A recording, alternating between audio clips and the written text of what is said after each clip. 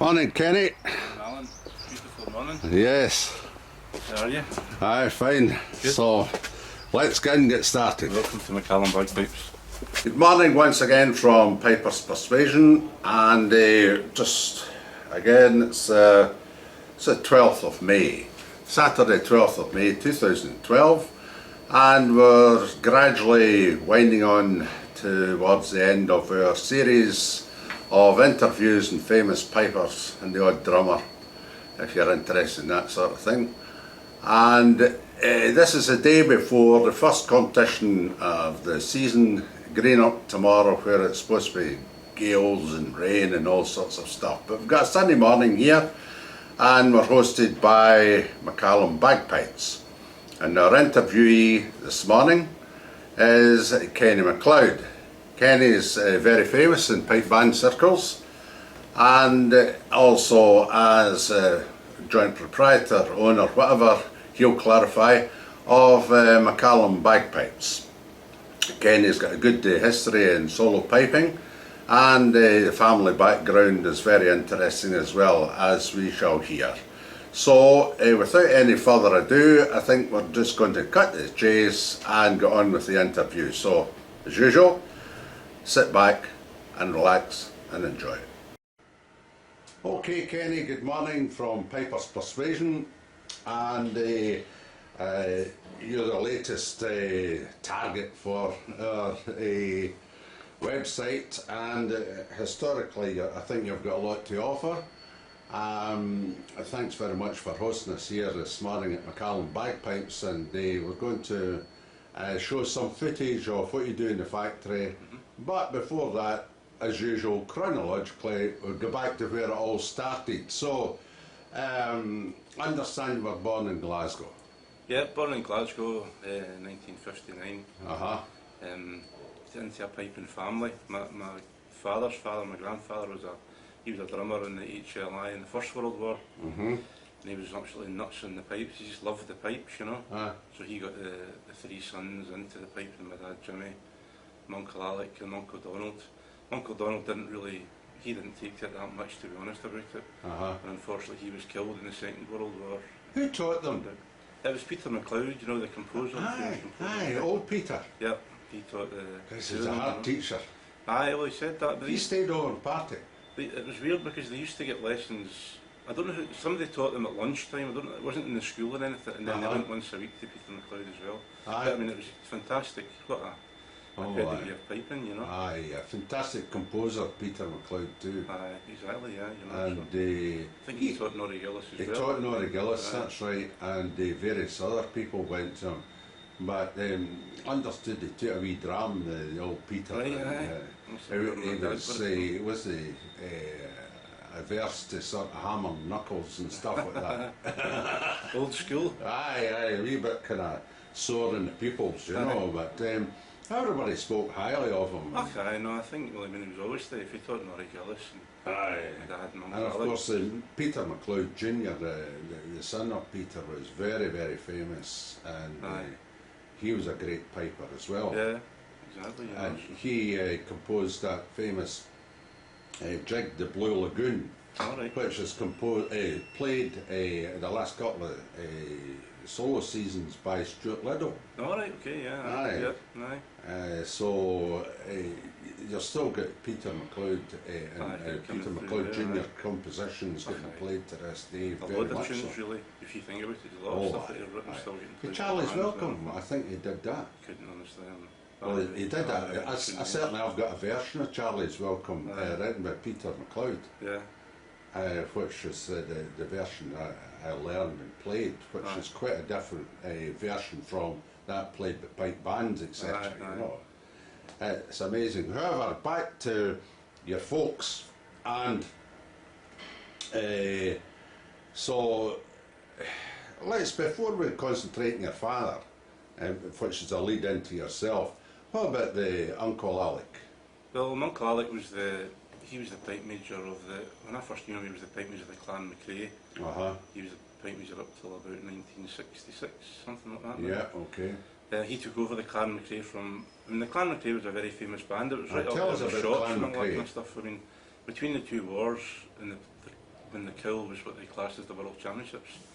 I think I'm right in saying that the Clan Macleod won more than anybody else, but they were like the same level as Shots and all these big bands. Yeah. And the pipe major was Willie Sloan, who went on He to was the secretary of the Pipe Band Association for many years. That's right. Well, he sort of was one of the leading lights in the foundation of the Pipe Band Association at the time. So aye. he left or retired in 1950, and Macleod took over then. And then the Clan Macleod went on to win the Worlds in Grade 1 in 1954.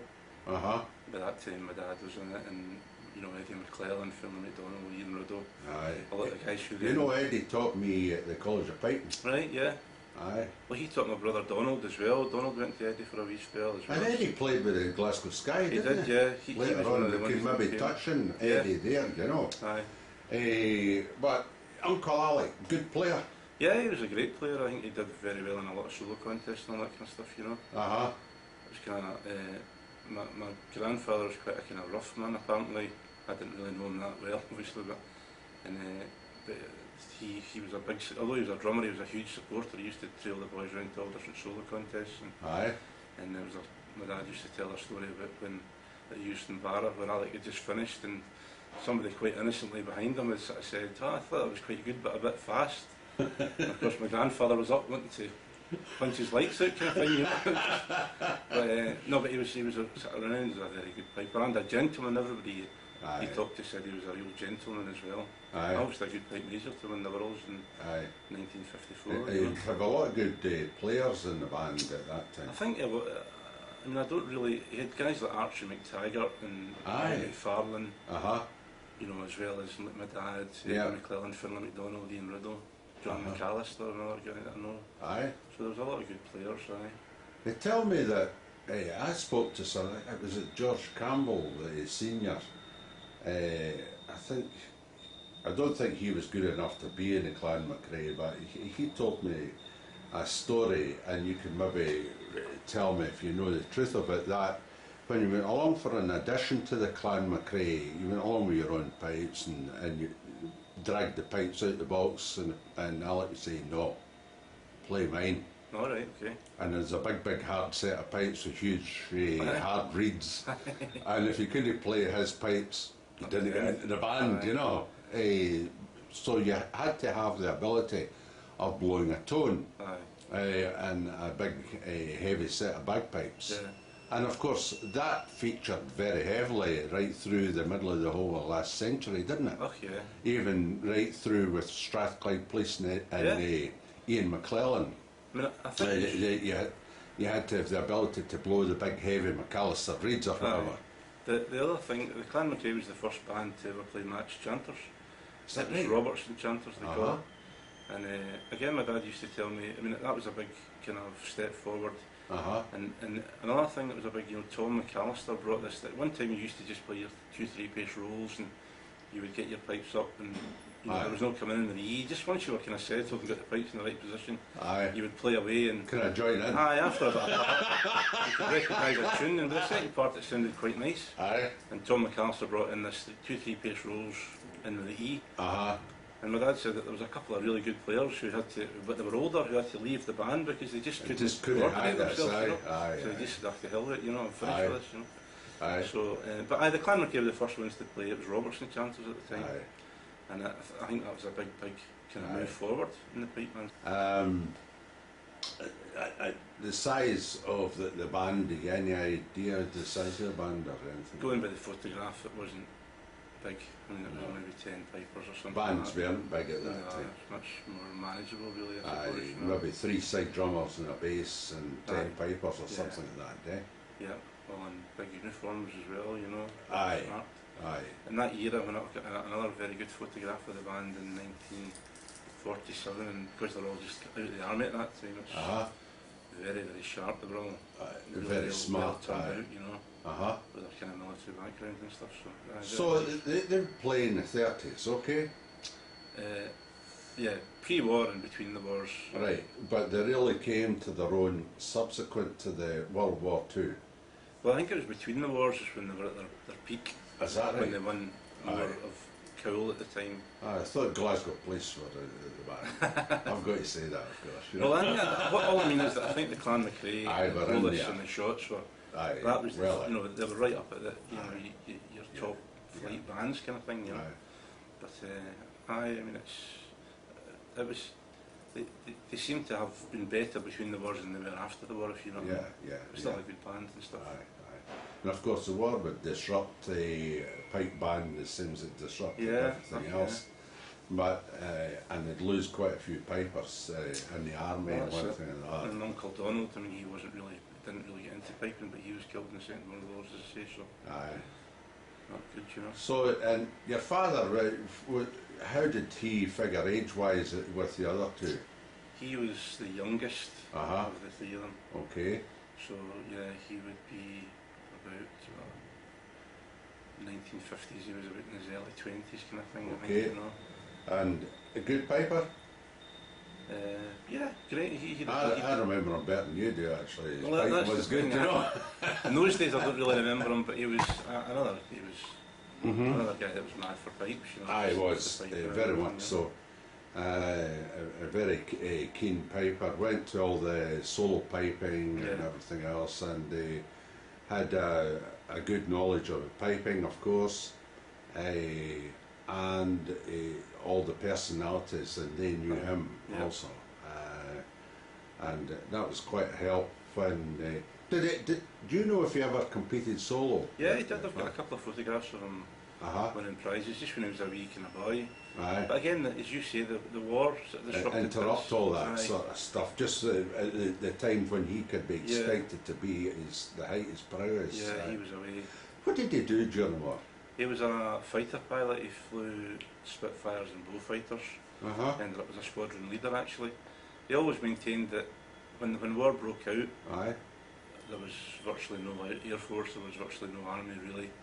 And so what happened was that the Air Force, they were given very basic training in the UK, and up they went, and of course the kill rates were very high. Whereas what happened with him, he was very lucky. He was taken out to the USA, to the States, to Alabama actually, and they were properly taught, very intensive training course out there, and he always maintains that's why he survived. So he survived, aye. And of course he actually went on to become a flying instructor for about 4 or 5 years after the war as well. Whereabouts? New pilots. I think he was based actually up in Scotland. Aye. Up near Tane and Inverness kind of area. That was all the teaching stuff was going on, you know. It's amazing, eh? Aye.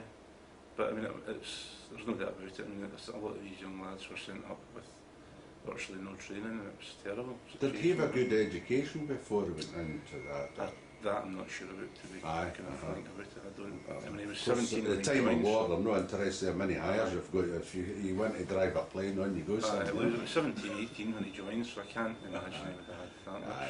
I don't know, though, you know. That's interesting, eh? Aye. I've got some good photos as well of him as squadron leaders outfit and all that kind of stuff. Aye.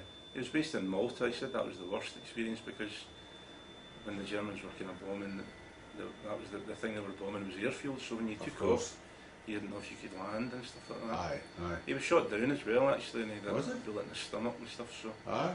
so he was lucky as well.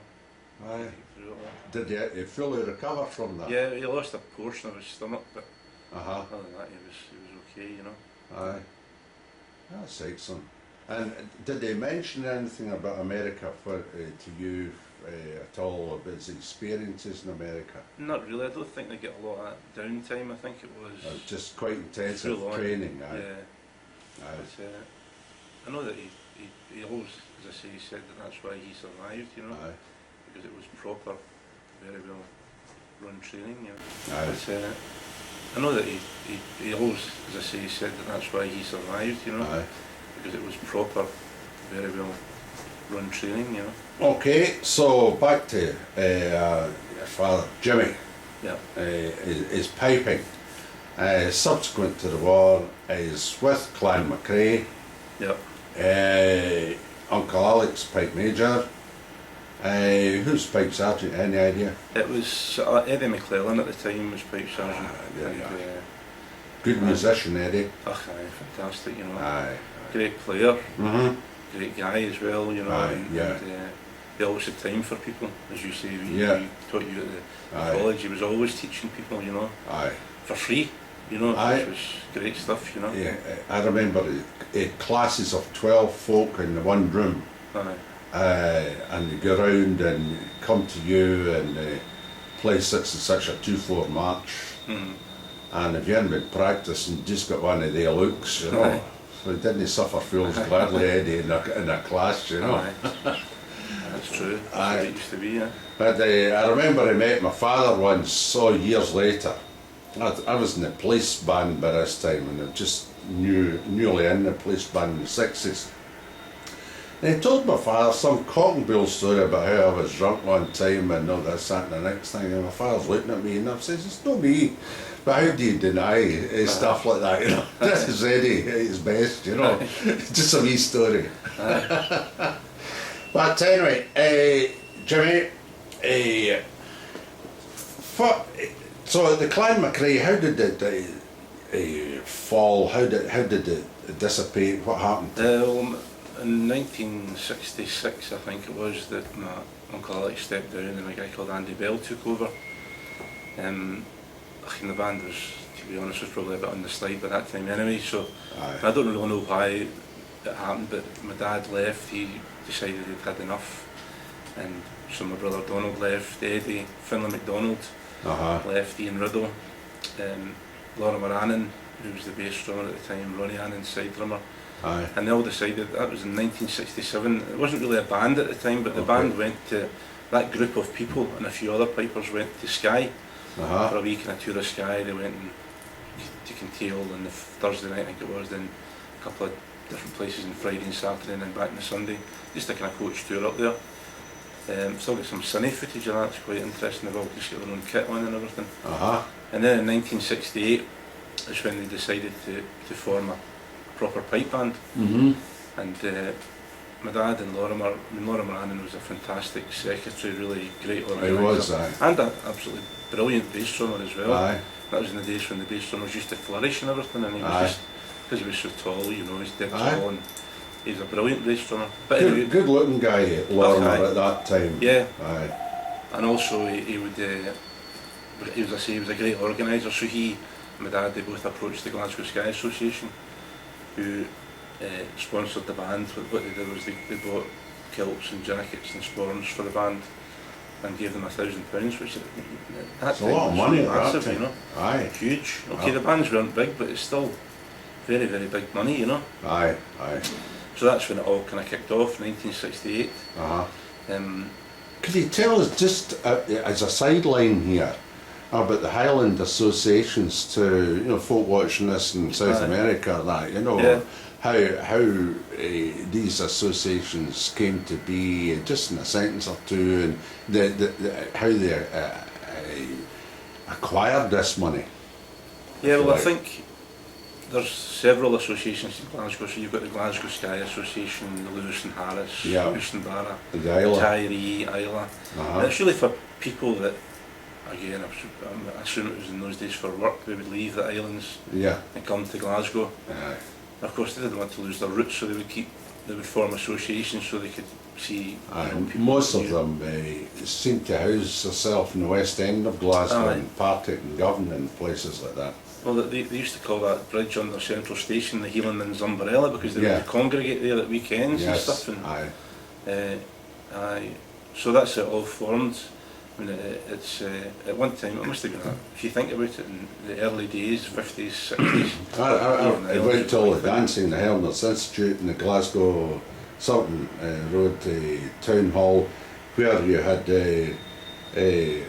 all these associations would meet over in the north and the south of the river, Partick in particular, and they would meet on a weekly basis, have a ceilidh, and through the ceilidhs and various other things acquire monies, and the donations were very full, because he's a very successful businessman with island connections who would donate to their respective associations.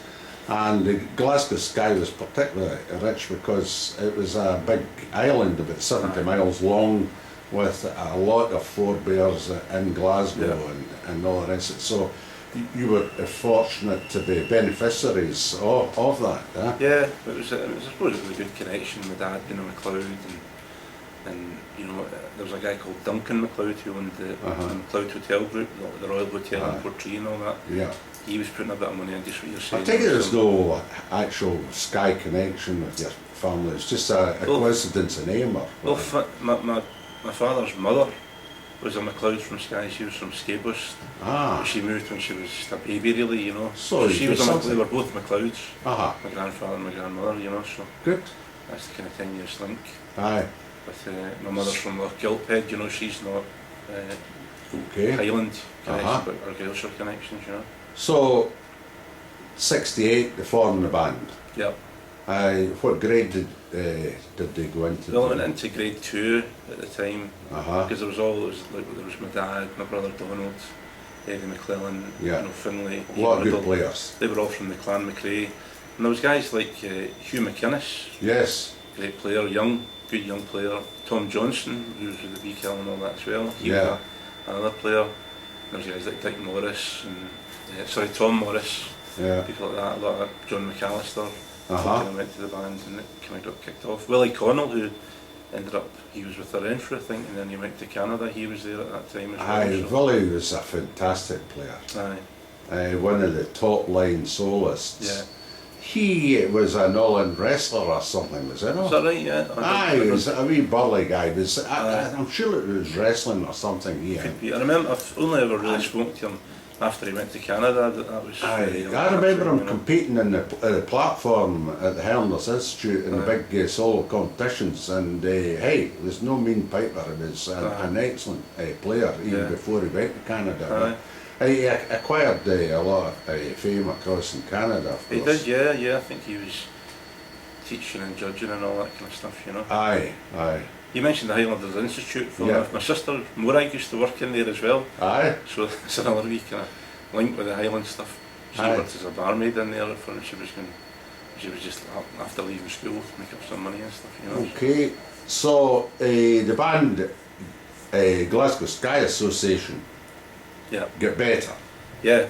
And they started to win prizes around about 70, 71 and all that sort of stuff. Well, there was 68, 69, it was just getting going, but it was still very good. And then 1970, we got an influx of players. There was a lot of guys who didn't have time. There were, again, grade 1 players. There was a guy called Alan Hamilton. Aye, that's me. So you had work commitments, you wanted to get promotions, so you'd left the police by that time and gone, played with the Sky, and you like Willie Robertson, who had left shots, and you just a young family. Dougie Emsley, he had just won the Worlds 5 times with Muirheads. And his brother as well. Jim didn't actually join, he played with the Macrae. Jim played with the clan Macrae. Right, okay. So Dougie was a nice guy. Yeah, so it was lucky, it was all players who had just didn't have time, really. They didn't have the time to commit to the grade 1 scene anymore, because if you think about it, in those days getting to shots... You sure that Jim didn't play? He didn't play with the... There's one of the Elmsleys worked with the Sunday Post. Aye. And had to leave early after the competition so they could go and work overnight in the Sunday Post. Well, that could be right. That could be right. Again, I was young, you know. Aye. Honestly. But, I remember meeting you for the first time. I'll just tell the audience here. Your father, Jimmy, called me. And it was the late 60s before, while I was still in the police band, and I stayed in Cholins at that time. I got married in 66 and stayed in Cholins for a year or two. So it must have been about then, and went down to Regano with my brother Graham, who later on joined the Glasgow Sky as well. My brother Donald played at his wedding. Right, and so Graham and I went down for a pint down to Regano and in Kilmarnock Road, and here Holden Court was your father in the Regano. So he collared me right away, and the three of us got down to a couple of pints. And I went round to your house in Tintallon Road, which was one up at that time. That's right. Well, it was top was it? Right, okay. So Oh, it shows you how much drink I had. So, went up there, and who came to the door but yourself? Aye. 8 years of age, Aye, right? that's right, aye. And I was introduced to you, and it's Kenny, this is a young boy, and I said to you, what do you do? I play drums. I said, that was the end of that conversation, we moved on, you know. Aye. Well, that's how I learnt all the kind of exercises and stuff. But in those days, you know, the way you learned to play the pipes was you had the scale and the scale with brace notes and so on. So it was 6 months before you get near a tune, you know. So I must admit, I was at the stage where I was kind of, you know, it's like as well. A wee bit fed up. I was getting taught with my dad, and you're familiar, too familiar, so you end up fighting with him. And so like I said, to hell with this. I was in the boys' brigade. I'm just going to learn the tenor drums. But then, I mean, it was very basic stuff. I mean, Tyler Fry didn't have anything to worry about, and then it was just you joined the band, you got a drum and a pair of sticks, and you were in the band, kind of thing. You know? But luckily enough, Bill Jarvie, who was with this guy, just lived round the corner on Deanston Drive, so he taught me how to flourish and all that, and I taught it to the rest of the boys. Eventually, then I went on to the side drum in the BB. Still now, I still muck about with a set of drumsticks. I love the drums. I love listening to drum corps. It's amazing what a good drum corps can do with a pipe tune to transform it, I think. It's really... You must have found that even up to today's date, wonderful to get an insight into drumming which most pipers don't have. Okay, yeah, I think you and you can judge even from an ensemble point of view whether you're successful as a pipe major in building. Would that be true to say that? Is that an exaggeration? No, I think it does help. It helps that you can kind of talk to the drummers in a bit more of a kind of you can understand using their language as well. So you can understand what they're trying to do and things like that. But as I listen, when I go to contests, I would say I listen to drummers, drum corps as much as I listen to pipe corps. You know. Yeah. Really, really good. Some of the top flight ones now are just amazing. You know. Aye. So, but all the time that was going on and listening to, I was doing the drumming thing. There was pipers, that just as you said, you went up to the house. There was always pipers, great pipers coming in and out the house all the time. You know, I'm sure that night when you came to the house, pipes midnight, 1 o'clock in the morning, the pipes were out, and you couldn't do it nowadays. The police would just, they would lift you, you know. But probably nobody really had a phone to phone the police. That would have helped as well. But and there wasn't any policemen would probably be drunk when they would be bothered to turn up anyway. Well, when the pipes used to come out, that was a cue for the neighbours across the land to come through for the party kind of thing. But there was always pipers in and out, like Kenny MacDonald and John McCaskill and Angus Morris and Willie Morris and Finlay Eddie, yourself. There was always pipes in the go, so I was always surrounded by pipes. Donald, my brother as well, practising all the time. Who taught Donald? Who taught Donald? Well, Donald, Dad taught Donald for a wee spell. And then he went to Eddie McClellan. And then he was very lucky, as you say, Ian McFadgen, he lived in Shawlands as well. Yes, he stayed in Tassie Street, just across the road from just round the corner, basically from us as well. And at the end of the day, I mean, he was in his full flight at that time. Of course. You know, so he get great knowledge from him as well. And I used to go, it was weird, even though I was doing drums, I would still go with Donald and just listen to his lesson. And even like when I was playing the drums with the BB, I used to go to the Sky band practices all the time. By that time Donald was the pipe major, and he would take me and he would pick up Ian Duncan from Campbellton, and then Eddie, and then we would all go to the band, and I would listen to the band, and then to the Turf Bar, you'll remember that as well. That would be outside with the can of Coke and the packet of crisps as you guys were having a few drams. Eventually Ian got hold of me and says, look, you're not wasting your time, let's get you going and piping. And I did. So he lived just along at the end of Tintern Road, so I went along to him on a Wednesday night. And he really, as well as being a great player, great with music, he really made me get it. You know, there was that light bulb minute where you all of a sudden you think, this is brilliant, you know, I really want to get into this, you know. So I went to him for a few years really. And he kind of, I mean, I owe him a lot. He really made me the player what I am, if you know what I mean. He really was great, just from getting you to understand what it was all about. And it's the music really, isn't it? Aye. But he'd be quite religious about the technical aspects. He was very, he was absolutely strict, severe, Uh-huh. but great for writing out everything about it. Yeah. The whole thing was, it was a great experience, you know. How many years older is Donald to you?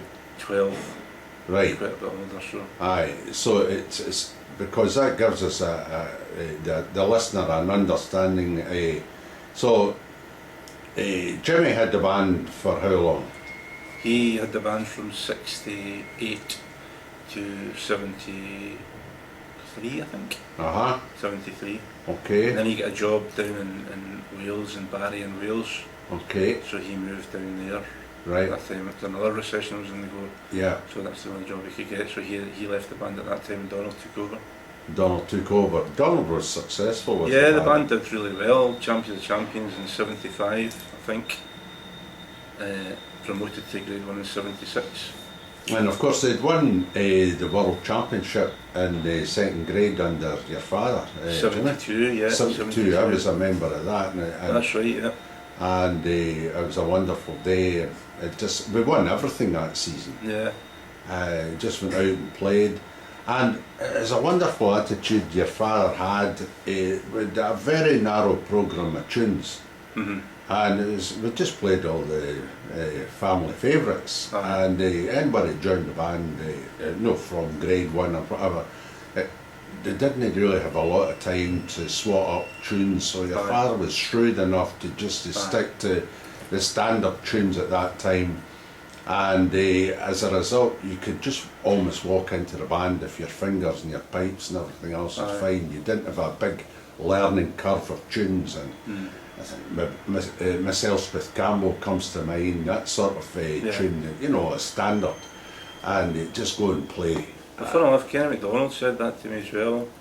He would come off the boards at Valacher, for instance, just as I give that as an example, after playing in the solos, and he would just walk into the band and he would be, even the pitch was the kind of solo pitch of the time, it was all kind of catered to suit It's Hardy Chanters at that time. Hardy Chanters, and he played the Hardy Chanter in the solos anyway, so it all just worked out perfectly, so. Aye, and the reeds were fine at that time for the Hardy Chanters. I remember your father getting me to work, because I'd been in the band with Ronnie Laurie and Ian Macleod, and I was kind of used to working with chanter reeds and bringing out the top hand, making it pitched a wee bit cleaner and clearer and higher rather than the old skrech that a lot of the bands were playing, And so we went on with a good high-pitched clean sound.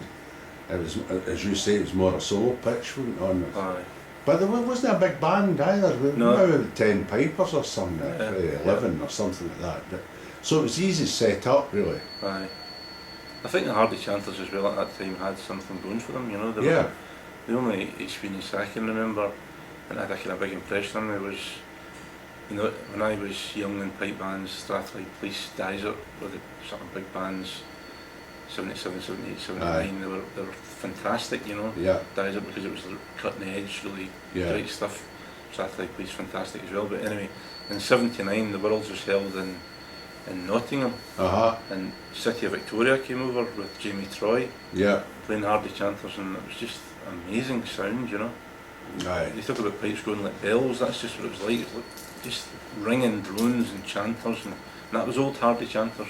Aye, and then Sinclair started to take over the scene with their chanters. So, have you any idea what Donald did chanter-wise? It was Warnock's, wooden Warnock's. They were popular as well. I think the police played them as well. They played them at that time. Just they tried them before the amalgamation of the forces, and Strathclyde came into being and brought the Sinclair Chanters from Lanarkshire Police Pipe Band. But you're right, Warnock was going, War Mac as well. It was a bit of an experiment going there. Well, we were the second in 77. Was when Tom McAllister and J.K. McAllister were getting involved with War Mac chanters. If you remember, there was the grey plastic chanters. And we were the second band to get them. The first was Shots, obviously, and then the Sky were the second band to get them. And they were amazing, brilliant chanters. We always used to joke that they got the box mixed up and we'd got the short chanters because they were just, compared to the wooden chanters, they were just so consistent and Aye. you know, they just Aye. looked a bit weird because they were that kind of charcoal grey colour, but they were great, absolutely great. Of course, with the Again, to metallic recap, it's still long before the 90s and the days of the plastic bags and the plastic drone ranges. We're still playing cane and the full-on sheepskin and all the rest of it. That was 1970. We got them, you know. Yeah, yeah. And so it's a long time ago, but Yeah. great stuff, really Aye. good. So Donald had the band, he won lots of prizes with them. How long did he have it before you sort of... Well, Donald took over in about 74, 75 when Dad moved, and then in a way that was the most successful period of the band because Donald had the band for a long time and he changed the band. He brought in a lot of young players. And we get 77 and 78, we get 6 both of these years at Cowell. At that time grade 1 was big. Grade 1 was 22, 23 bands, you know, it was a big grade. And we did really well. The drummers at that time under Gordon Craig as well, they get second.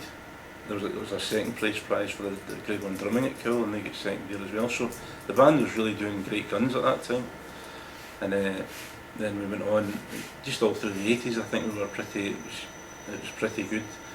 And Donald left the band, I think, about 87, and I took over about the 88. And Donald was a dentist, and it was getting hard because they worked Saturdays sometimes. It was just getting too much for him to run the band and the business. He had a young family and all the rest of it at that time as well, you know. So it was pulling ivories out the head rather than playing ivories. That's it. So I took over the band and at that time, 88, you know. Yeah. Before we move this on to that point of you taking over the band in 88, it might be worthwhile exploring where you went solo piping wise. Because I think there was a bit of activity by yourself at that point, was there not? Yeah, that was about the time. Well, first. Or would it be subsequent to that? Well, it was my first kind of, the way I got into solo piping really was in 1982. The band was asked to go to a Lonial festival. Yeah. And so at that time, well, they still do have the McCrimmon trophy, they call it now, but it was the Macallan trophy. Yeah. And it was a big deal. There was 4 pipers from Scotland, 4 from Brittany, 4 from Ireland, played against each other, and you had to play a Breton selection, Scottish selection, which was usually a Marches Spain reel, and an Irish selection.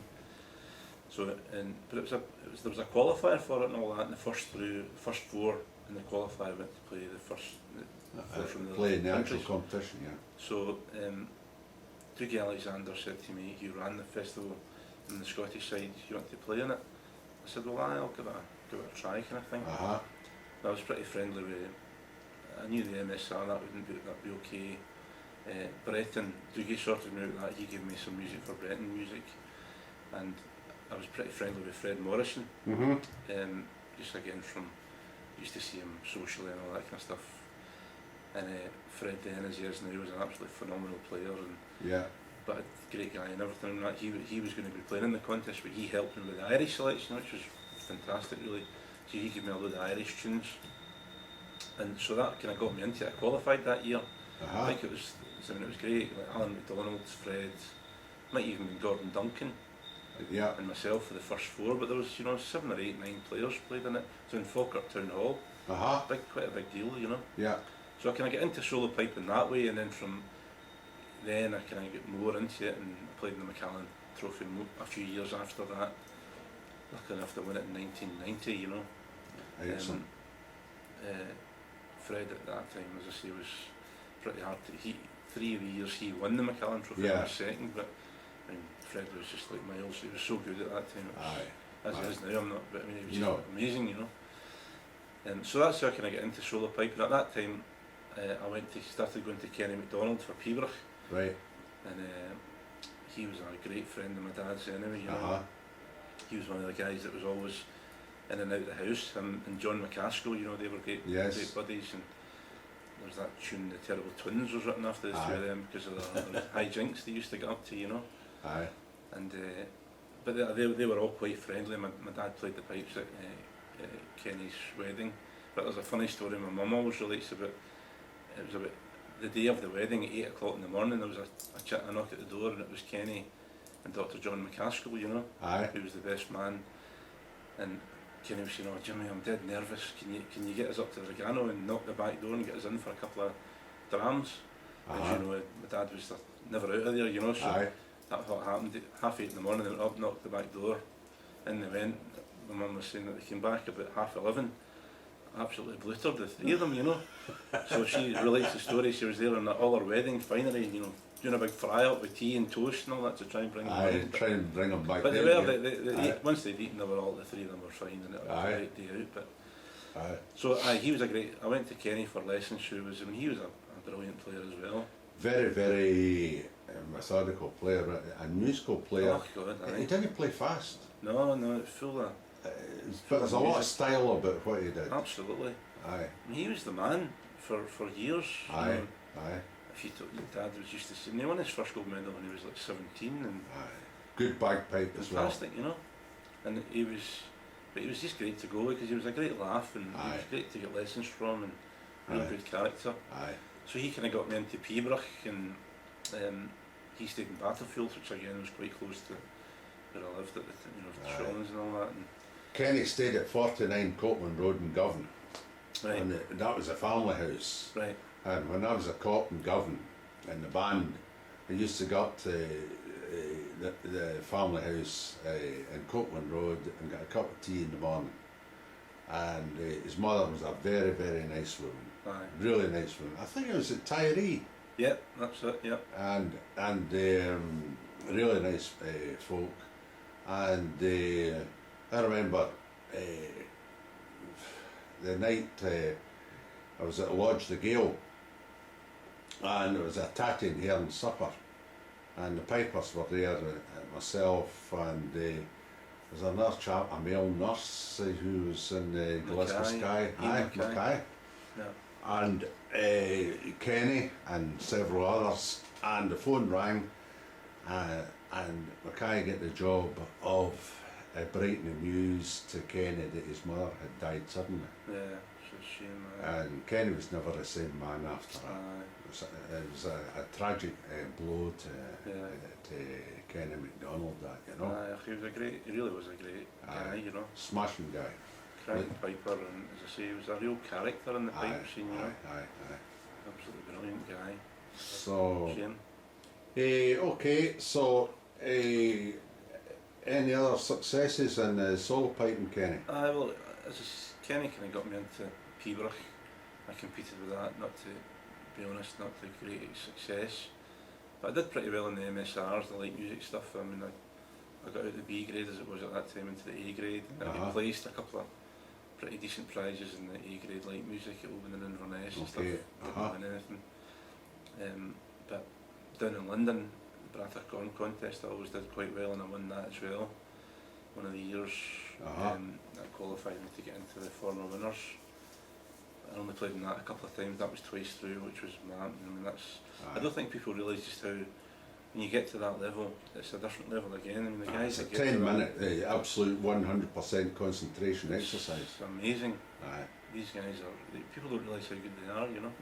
It's just fantastic, really, you know, to keep your mind switched on and keep your nerve and your bagpipe. And so I did that twice, and it was I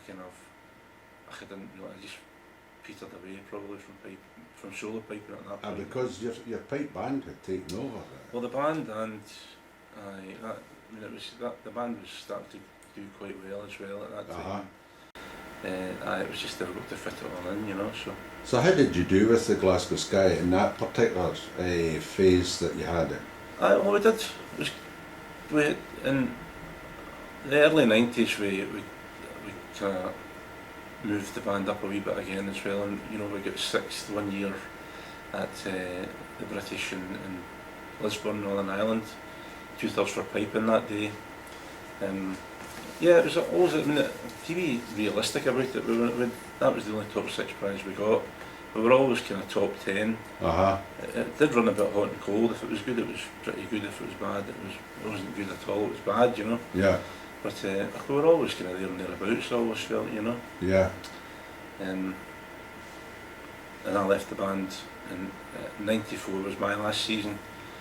When I was going round the solo circuit, I kind of got pretty pal with Eric Rigler from California, and he had just taken over in '93, '94. He took over the Los Angeles Police Pipe Band, and I was kind of looking for a wee kind of change of scene. So Well, at that point, I would need to stop you because I want to develop that one. aye, But in order for it to be developed properly, I think the viewer has got to get a better understanding of your background, your working background, as opposed to your piping background, although it was almost the same, aye, coincidentally. But what I think I'd like to do with you at this point is to take you back to when you left school and what you did for a job, if you like. yeah.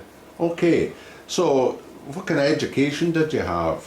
Well, went to Sean's Academy, came out with 5 O-levels when I was 16, and I went and got a job with the South of Scotland Electricity Board, SSEB, which was the forerunner to Scottish Power. Uh-huh. Sister Morag worked in there, so she sort of recommended it, and it was easy to get to, and it was good money, to be honest, as well. So I was in there, so 16 I went in there and we started to do basic accounts, you know. Uh-huh. So I worked there from when I was 16 till I was about 20. Okay. And I didn't really like it much, to be honest, about it, so I just decided, a friend of mine was always keen to go to Europe and, you know, make his fortune going around Europe and come back as millionaires kind of thing, so I said, I'll come with you, you know, but I'd saved quite a lot of money because it was pretty decent money we were on. And Aye. so 1980, that must have been, said all my farewells, we were going away to meet, I'll see you in about 2 years when I come back in my Rolls Royce and all that. So away we went, we got rail passes at Central Station, away we went, and we had a great time, but we only went for about 3 or 4 weeks, you know. We got as far as Marseille, and the guy I was with, Eric, got mugged, and he got his rail card stolen and his watch, and it was just, and we had an absolutely brilliant time, but came back after 3 weeks with our tail between our legs kind of thing. And at that time we bought a wee grocer shop, the family kind of bought a wee grocer shop just along the road from us. We had that for about a year, but that's such a hard life, it's incredible, you know, up to 7 in the morning till 7 at night. But you're learning the retail trade there, yeah. and you're learning accounts with SSCB, if you like. Aye. So it's building up your Okay. background knowledge, which has carried you through to this day, I suppose. Yeah, it's true, you know. So the grocer shop, and well, that gets sold in 1980, end of 1980. Again, we were in another recession. aye. And I couldn't get a job, so I signed on for a few weeks or months or whatever it was. And at that time, Donald Gibson, who was in the Sky Band, he married my cousin Diane. He worked for Kintail out in Cumbernauld. So he says to me, look, if you fancy there's a job going just in assembly, putting pipes together and hemping them and all that kind of stuff, sounds fantastic. So I got a job out there, drove out to Cumbernauld every day, and that was great because at that time Kintail was a huge company, you know. There was must have been about, and there was 6 turners and 4 or 5 apprentices feeding the turners, plus there was myself and Donald and 2 or 3 in the office. It was big stuff, you know. Like a lot of sets of pipes and loads of uniform stuff and everything, you know. Yeah. Then there was Greg Sharp. So I worked there from 1980 till about 1984 or something like that. They opened a shop in Oswald Street in Glasgow, just a small shop. I remember it. So I get moved to there, and I kind of ran that place, you know. We did Highland Dress and all the bagpipe sales and everything. So that's where you pick up your interaction with the public, retail, and how to, did you price things at that point, or were Not they really, pricing? they priced it, wasn't I? Just kind of Sold in it. the place. Yeah. Yeah. But we moved to a bigger showroom across the road. You make a lot of contacts though in the Yeah. piping world. That's the thing, you kind of get, it was a kind of busy shop, people would come in and out. Yeah. a lot of the police boys would come in and out, and it was their beat was city centre, so they were in and out all the time for I a remember tea coming in picking reeds for a wee East Kilbride band. Aye. Aye. And it was good. There was always it was enjoyable because you were talking to people that you were in the piping game, so you were it was good fun and everything. So we moved to a bigger shop across the road, which was above a baker shop called Murphy's, which unfortunately the bakers caught fire. The ovens then burnt the place out. Aye. So then I moved back to Cumbernauld for a few months, and then he bought another shop in Howard Street, and that was maybe about 87, 88 or something like that. Okay. Just about the time I took over the band. And then there was a guy called Les Sang in the band at the time, a drummer, a great guy, and he used to have a car spares part company that was selling parts for cars and all that. Yeah. And he'd sold that, and anyway, the two of us get talking and we decided, why don't we try something ourselves? So we did. In 1988 we started a company, Macleod Supplies, in the Briggett, just round, well opposite the Briggett Centre in Bridgegate, 134 Bridgegate. And so the two of us started that with a wee shop, and the Gibson came in. Big business as well. Yeah, that was a great wee. We started wee, and then we moved to a bigger shop next door that they're still in just now. Smashing. Yeah, it was great as well. It was a good time. I bought a lot of stuff from you at that time. Because I was teaching. But it was a nice atmosphere about the place too. Okay. So that was good. We ended up we made pipes and stuff like that. So very successful. So that takes us on to the Eric Regular now, doesn't it? Aye, well that was 1988 to 94. I was there with them, but I was going around the solos, and I got pretty pally with Eric Regular. There was another guy in the band as well at the time, Pat Connolly from California, and I went and saw him on holiday.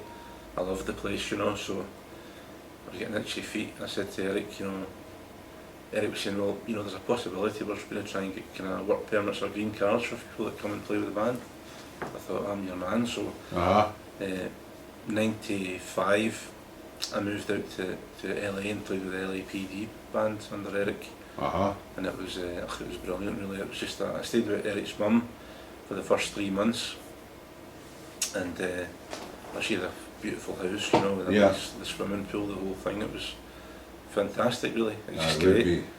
And great weather, and the band was great. There's guys in it. There was a guy called Glenn Thompson that I've been friendly with for since we were both 15. He came in one of the band trips to Skye, so I've known him all these years, and we ended up playing in the same band, and then I still dead friendly with him now and everything, and we had just a great band, Unfortunately at the time it was grade 2, we were up against the LA Scots, who were better, so the problem was they always won the contest and we were always second. There was another band called Caberfay who were always third.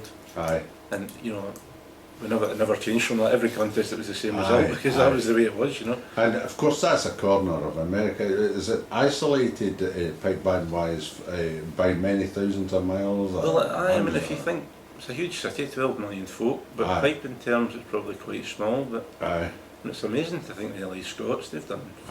You wouldn't have any other cities feeding into a competition. In those days, it's changed now, but in those days everybody that played in the band was in LA. Well, our drum corps was actually in San Francisco, and we used to just meet once a month. They would practice and we would practice, and we would meet once a month as a band. But that's as far as it went. Like the LA Scots, all the guys were Orange County, LA County, they were all from that area, So, that was a great, absolutely brilliant place, fantastic. I loved America, still do. I had some great stories about it. I did a job that Eric used to give me a lot of piping jobs, but he gave me a job to play at the Denver Broncos golf outing in Palm Springs, and that was just great. These multi-million, they'd all flown their own private jets in to play in the golf tournament, really. But they were brilliant, like John Elway, the quarterback, just dead down to earth, nice guy, asking what they're tartan, and great experience, and did loads of things. We played at different funerals for people, and just everything about America, particularly California, I really liked, so. Eric got right into the film scene, didn't He did. Just at that time, he was doing uilleann. He was playing. He'd learnt the uilleann pipes. he? Uh-huh. He played the uilleann pipes in Braveheart, which was Yeah. a big thing, huge movies, you know. Uh-huh. And through that, he got other work. He got the Titanic, and he's played with Phil Collins and loads of different people through Aye. that, you know. I Mhm. mean, Eric's a cracking piper as well. Yeah. Highland piper as well as Uh-huh. uilleann piper, you know. Aye. Aye. Nice guy, you know. Yeah. The one thing that America made me realise, the thing that was so good there is that customer service is the king there. Yeah. If you go for a hamburger or if you go for a top class steak, you want the service. People expect the top level service, Yeah. and that's the one thing I can say that I brought back. And the piping game then, and I would say still now with some companies, is the customer service is pathetic, Aye. bordering on ignorance, you know. Yeah. We in Macleod Bagpipes have always been very proactive about, because at the end of the day, most of the people who buy pipes are new pipers. Yeah. They're going to make mistakes, they're going to break things, and they're going to do, but we're always there for them and we follow up Yeah. quickly and make sure that they're. So it's repeat business, really. That's the business you're in. That is, I mean, You're not looking for one-off customers. You're looking for folk to come back for a lifetime. well, the best form of advertising is word of mouth. I mean, Of that's course. Aye. what you want, and so we are. So you picked that up in Aye. In America. I mean, America, that's just Yeah. the way it is out there. I mean, it's Yeah. just if you don't get good service, and I've been in a restaurant one time with Glenn, and it was just, the waiter was just messing about, and he was kind of laughing and joking with other waiters and not. Glenn just told him, you know, what you try, you know, whereas we would have sort of said, excuse me, you know, it's kind of. Aye. He just said to him, look, we're wanting served properly here. And the next thing, the manager was out seeing us, look, what can we do to make it right? And it was just all kind of really good, you know. Aye. Aye. And but that happens in all levels. It's not just because Yeah. it was a kind of restaurant, you know. Aye. And so it's the thing that we've brought back here, Aye. and that's the So an thing. American experience was good for you. Brilliant, aye. Aye. Fantastic. Of course, you love going out to America. Still do, I mean, Aye. I get at least once a year for a holiday. How did you get in touch with the other bits of America that you go to? Well, we just do things through distributors, you know. So Aye, so it's through Macleod Through Bagpipes, which networking. we'll touch on later Aye. in this interview. I was just curious there for a moment or two. So, how long did you remain in America before you come back to Scotland? just 2 years. Yeah. The girl I was with at the time hated it, so we ended up coming back. So that's the way it was. So it was just 2 years. So I came back in 90. It was there at 97ish, end of 97. Okay. Came back then, you know. Yeah, yeah. So, The end of 96, sorry. End Right. of 90, I was there 95 and 96. so 97. you'd accumulated a wee bit of wealth and this, that, and next thing, that kept you bumping along for until you get a chance to continue trading and build up your experience, and then you decided to form another company. What happened was, when I was in the States, the way I made a living was doing piping jobs. There was a lot of piping jobs in the growth. That Eric couldn't really do. He would give to me, Glenn would give me piping jobs. So there was that, and on top of that I used to teach a bit of piping, and also I became a sort of distributor, if you want, for hotel supply. So I was selling bagpipes as well at the time, and that was pretty successful. But Macleod's at that time were getting busy, big, and it was getting problematic getting stuff from them. So I mean, I'd known Stuart for, well, I think you sent him up. I remember it vividly when we were up at I think it was the Worlds in 1990. Yeah, I brought him across because I taught Stuart. He'd had very good teachers and all the rest of it, but I moved down here as DCI down to Kilmarnock, and I was looking to do a bit of teaching, and I was fortunate enough to get Stuart. Mm-hmm.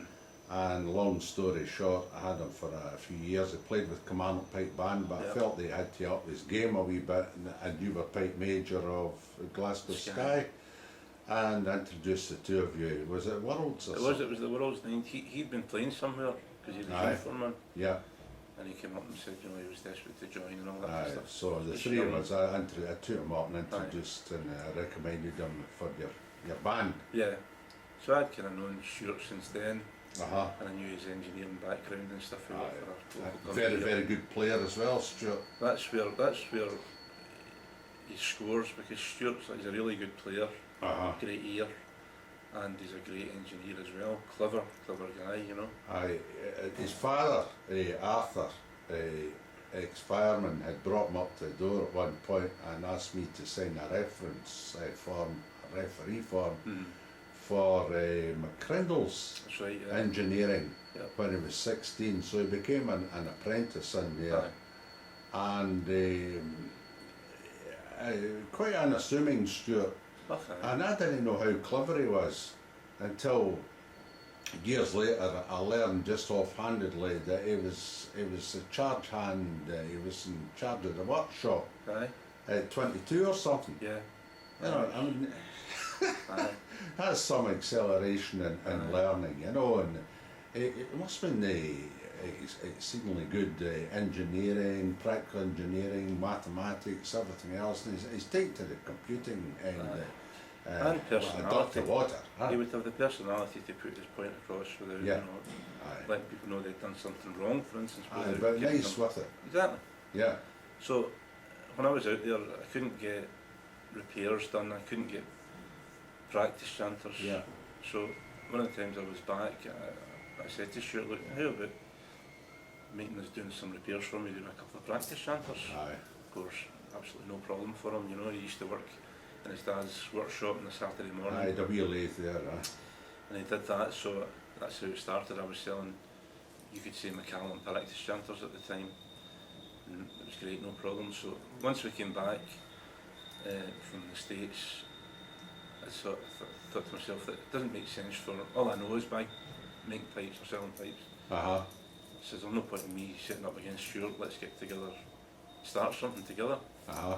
The logical name for it is there was already Macleod Iron Supplies, Gillanders and Macleod, Macleod bagpipes. Fantastic name in piping because of the Macleod solo piping Yeah. people.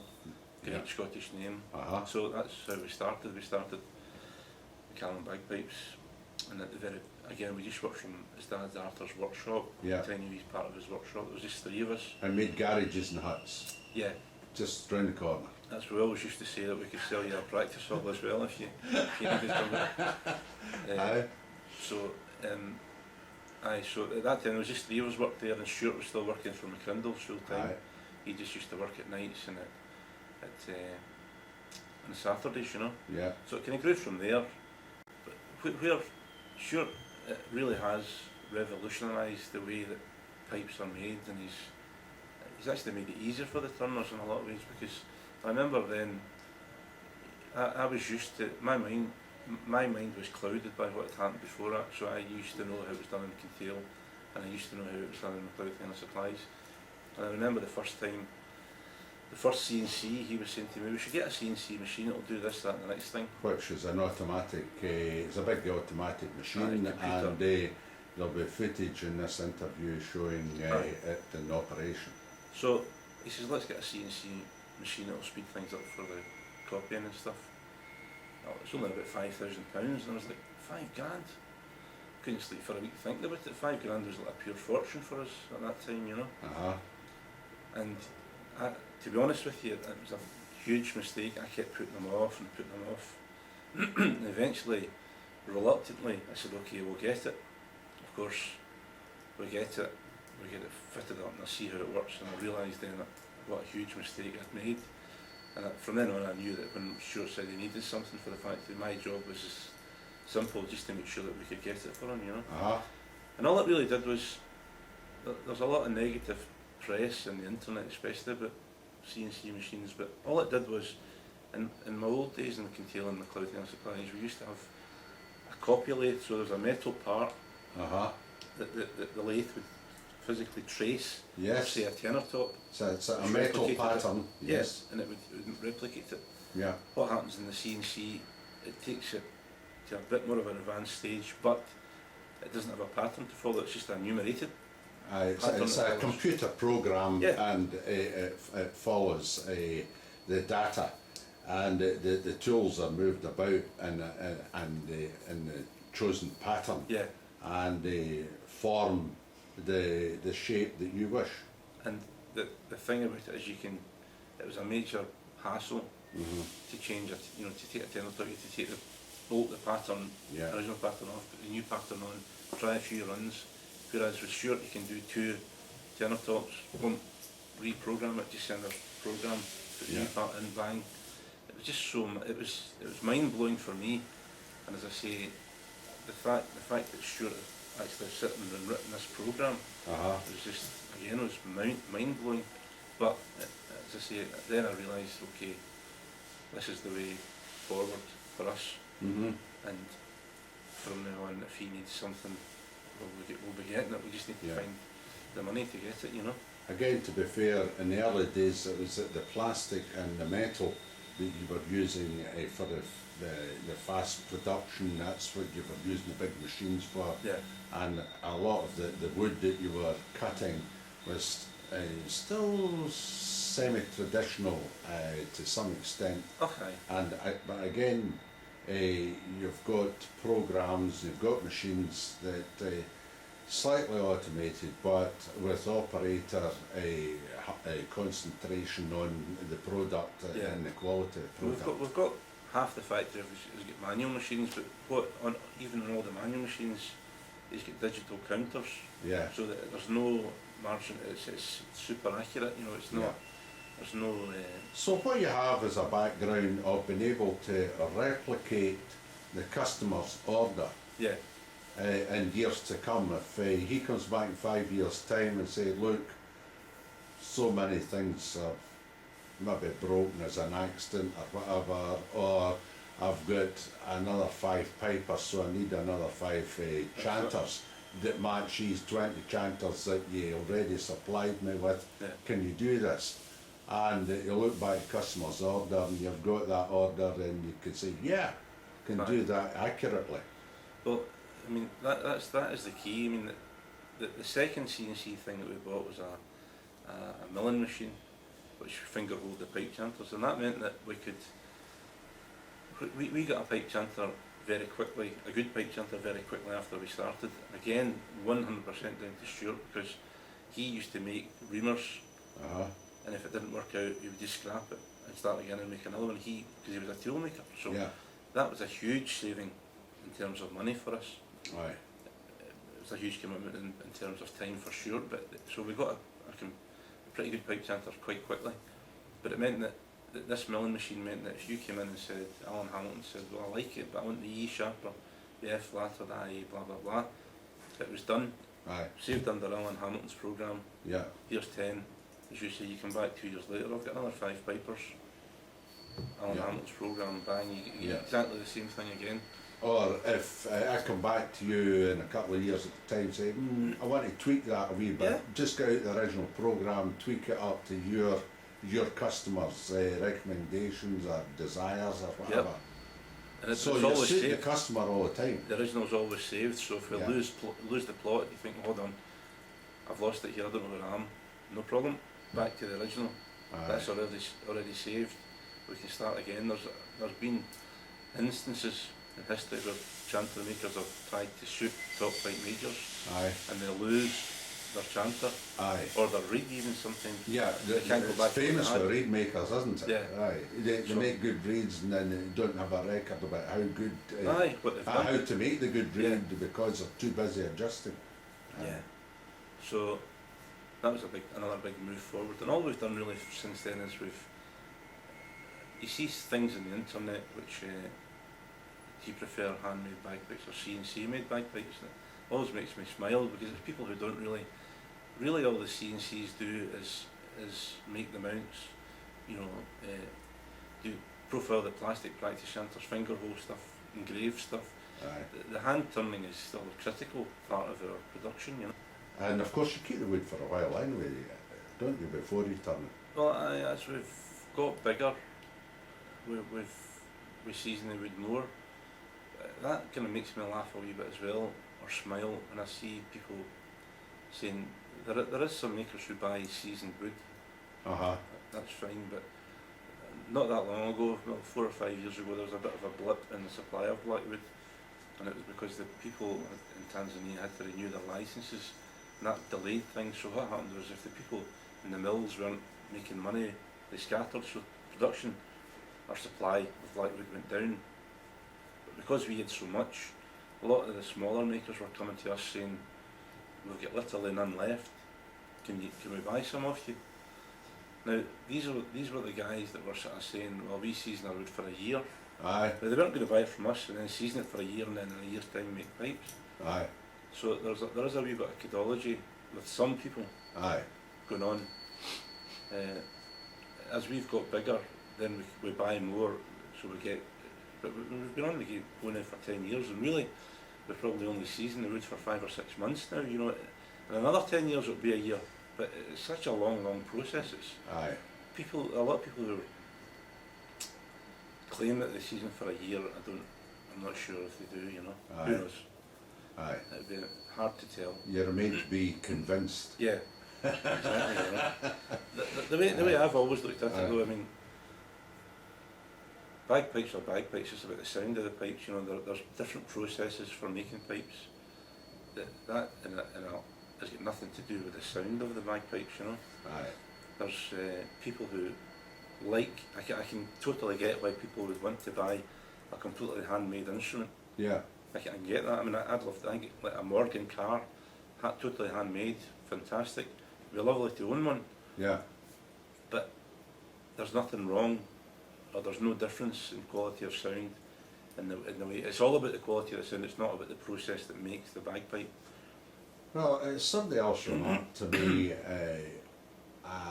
it's all right having a 50-year-old or a 100-year-old Henderson bagpipes, but 100 years ago, these folk were buying these instruments, Aye, exactly. brand new, Yep. and you weren't sort of lurking about looking for a bagpipe that was made 100 years previously. Yeah. They were just buying these pipes That's and right. playing them.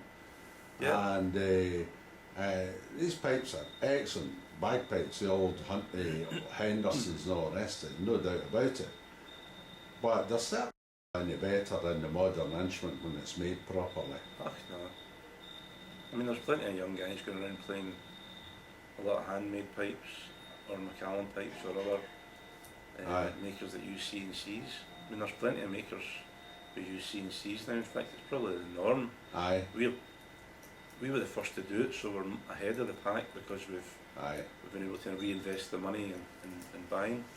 You also have, although you're only 10 years down the line, you're constantly innovating, aren't you? Well, yeah, you could say really, Stuart's only problem really is that everything, any daft idea I come up with for making stuff, he can always do it. He should really learn to say no. So, but no, we've always, anything that we've turned our hand to, well, anything he's turned his hand to, and it's all down to him, he's been able to do no problem. Aye. I mean, when we talked about, you know, Fred Morrison, him and I have known each other for years, we talked about border pipes. He said, well, why don't you ever think about that? I said, well, we'll make it under your name, you're the man. We did it no problem, highly successful, great sales. You have the border pipes, what do you call? Border pipes, real pipes is what his brand name for them. Real pipes, And we do Scottish small pipes as well for Fred. We're working just now on an Ulian pipe chanter for Fred as well. Okay. So that's not going to be too far away. Yeah.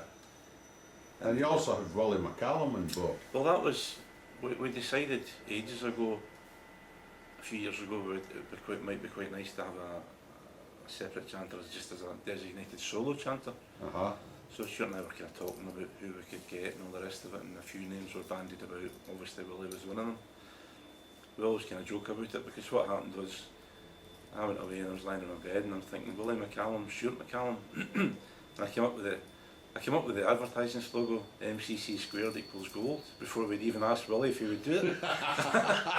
so luckily enough he said, we went to him and he said, aye, I'd love to do it, you know. So and he was great as well because he was completely meticulous about it. Took Yeah. loads of time to get it Aye. exactly the way he wanted And it. how has Willie contributed though to the film?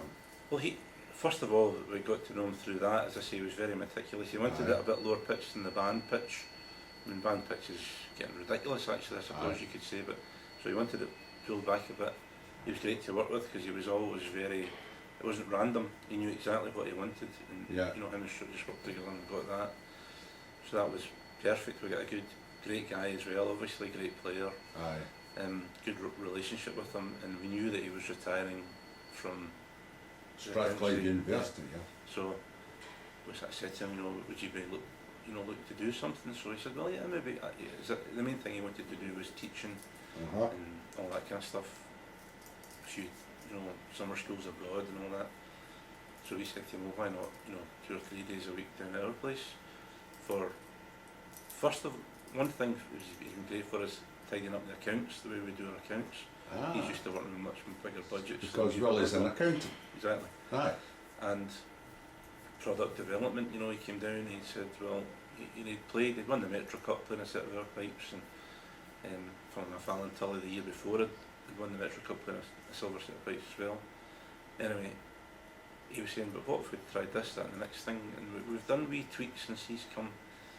We've always done tweaks over all the years we've been going. We're always sort of changing things and looking at things, and he's helped with that as well. So he's been great for us, Aye. Great member to be here as well.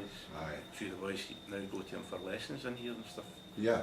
Robert, Robert, it's your foreman of long standing, isn't he? Yeah, well, Robert's he's been with us really from shortly after we started. But honestly, Robert is I would put Robert's turning abilities against anybody in this trade.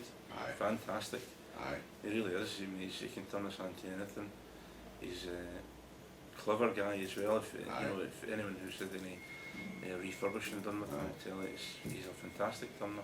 Aye. Good piper as well. Does a lot of repairs for you as well. Does, the folk coming in on a Saturday and getting pipers are terrible with breaking pipes, aren't they? They are. I mean, there's the classic one to get broken is the pin in the basement joint. Aye. And we've done a lot of them that you see when you look up. There's a bit of a step because it's not quite true. But when you see Robert, if Robert and when he does it, you can just, if you're lucky, see the seam, if you like, where it joins on. Fantastic. He uses drawing bands and very, very good, Yeah. He's, then you've got the Highland dress side, which is taken off. We do the Killie tartan, the Kilmarnock Football Club tartan. Aye. Been pretty successful. We dress hire and pipe band supplies and all that kind of stuff. We make, Stuart and I are in partnership with Rory Grosser and MG Reeds. It's been great as well. That's doing really well. The drone reeds are played by top pipers all over. Everybody in Mon band plays MG Reeds. Yeah. He's just getting stuck into the pipe chanter reeds now. A lot of solo pipers using them, more and more bands. So yeah, that's the thing that's developing as things go by. So, and where do you see yourself in the future? Are you any sort of game plan? Not just really. more of the same, and more of the same. More innovation. Is it? You're developing drones all the time, aren't you? You're always having a look at the sound and seeing how you can improve it. We've always fancied in Spain, Asturias and Galicia. There's a lot of, they've got huge teaching programs for Galician pipers, but the makers can't cope at all with the demand. Yeah. We've always thought about maybe trying to do something there, because it's blackwood, made out of blackwoods, and it would be fairly easy for us to do that. Something for the future maybe.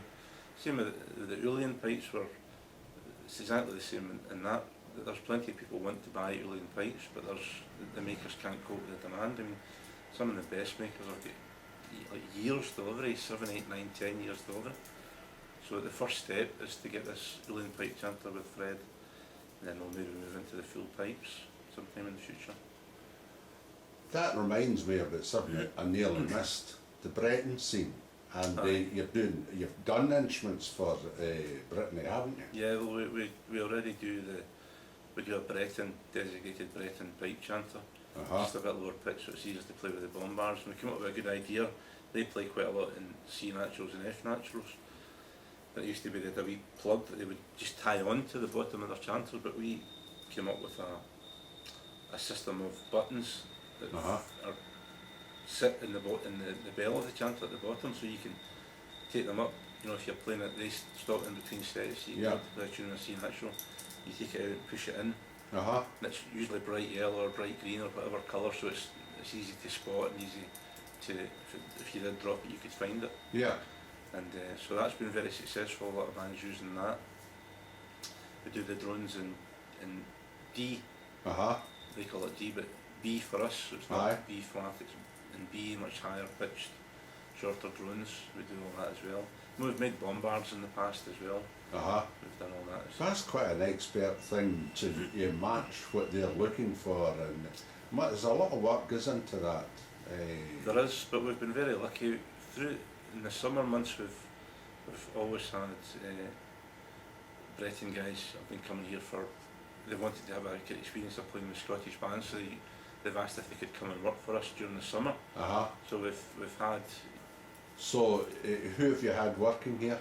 Well, we've had Xavier Boudreau, Sylvain Hamon, and Alexis Meunier. Aye, so they've all been here, and we've had drummers and guys just. Gus is one of the drummers. He never came here. No, did he not come? No, he didn't. We've had the leading drummer Cap Caval after him. We've had drummers. And you've had young ladies across as well. We have, aye. We've had different people, aye. It's been all. We're all loose and strays, you know. But it's great to get them because Sylvain then helped us really develop the drones and the chanter. Hervé Le Floc's been over as well, helping with the chanter. Of course, my great friend Erwan Ropars as well. I mean, he's been a great kind of ambassador for us over there too, you know. But I mean, and Jan, of course, has got an interview in Pipers'Persuasion as well. I mean, I think Brittany is a brilliant place. I mean, it's a big customer for you. Huge customer base. But also just the people are fantastic. And I mean, our whole scene is based on competitions. You know, the season starts tomorrow, and right through to September there'll be a contest every weekend. They really have only 2 contests for bragads. But the whole thing's very vibrant because it's more about the music in a way. It is, and they play at festivals and play everywhere, and they're constantly practicing, and they play to a very high standard. A very high standard. I mean, they're great people, brilliant people. The solo pipers are taught very well. Cap Caval as well, look at that, playing grade 1, holding on. Fantastic, you know. So, not to be sniffed at, the standard is very, very high in France, and Brittany anyway. Germany. Germany's starting to come. The whole of Europe's getting bigger. There's plenty going on there. Germany, Holland. You've got your man McPhee across is doing great stuff. And Donald for you over. And, he's great. He's got a great business there. Richard van der Horn in Holland as well, and he's another great guy, great teacher as well. He's really helped the pipe band scene over there. He got the city of Amsterdam right up to grade 2, which is very, very good as well, you know. And I promise we'll go back to America again. Your contacts in America, you go across to America. Where do you go from there? Well, mainly I try to get to California because I've got so many friends out there, but used to go to a few contests on the East Coast, Stone Mountain, a few in Canada and all that as well. Fort Erie, I've been to. A lot of these have kind of gone to the wall, unfortunately. Pretty good friends with Ian Donaldson, the British shop, stayed with him when he lived in Buffalo. That was pretty good as well. So I try to get to as many as possible. So America's a big market for you. Still the biggest market, We do a lot now in the Middle East as well, and that's been Oman. Just all the pipe bands in Oman play Macleod bagpipes. And Australia? New Zealand? Australia, fine. It's busy there, but I mean, the populations aren't as big there. That's just so we get our fair share, I would say. You know. The Glasgow Sky Association pipe band. You found yourself back and at the band, and currently you're pipe major once again. Well, when I came back from the States in '97, I joined Scottish Power and I played in Scottish Power for few years. That was a great experience, fantastic pipers all in there, you know, Alistair Gillis, Scott Drummond, Stuart Liddell, Roddy himself. I mean, there's too many to list. It was all great players. So I played there for a few years, and then just as business was taking off, I was doing an awful lot of travelling. I played with the LA Scots then. I just did a kind of commuting thing and played with them. That was great too, you know. A lot of good friends in the band, and it was great to go and play with them over there. Great when they came for the Worlds and stuff. But just last year, the band, at the end of the 2010 season, the guy who was the pipe major, Craig Campbell, had decided he wanted to move on and do something else. Prior to him, it was a guy called Ian Roddick, who was my pipe sergeant in the band. He took over the band when I left, and he's another cracking guy. He played with Shots for years, great player and all that. Anyway, Craig decided he wanted to move on, and I thought, well, yeah, I'd like to see if we can get the band, but the band's in grade 2 again, and it would be quite good to get the band back where it should be in grade 1 kind of thing, you know. So I took it over last year, and last year was my first year back as pipe major. I managed to build the numbers back up, the drum corps strong again as well. Jim Whitfield's the leading drummer. And it's going pretty good. Last year was the first year, did very well. We get in at everything apart from every major apart from the Worlds. We actually get second in the qualifier of the Worlds, so we're very happy, you know. So I think we'll be in better. So look forward to a good season this season. Yeah, well, you've got good numbers, haven't you? Loads of pipers, loads of drummers. The majority of them now are young. We've got a good balance of guys that are older heads, more experienced, and a lot of young, really good young players. And moving back onto traditional Scottish music this season to see how it goes. It's a very traditional medley we've got this year, so we'll see how that goes. So. I kind of like that idea, and Strathclyde Police are going that way this year as well. Yeah. And you can't beat these good old Scottish tunes. I'm a wee bit fed up with this stuff that's composed with a tenor drummer at the back of the band. You know? Yeah, I was a tenor. Okay.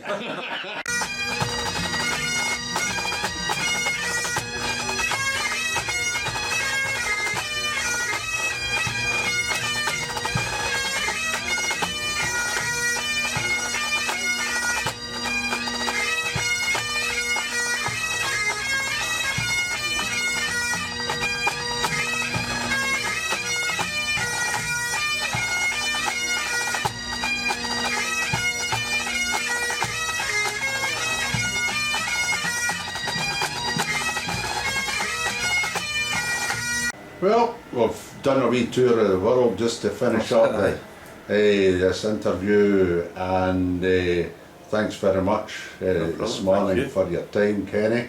Cheers. And all the best to Macleod Bagpipes in the future. Thanks.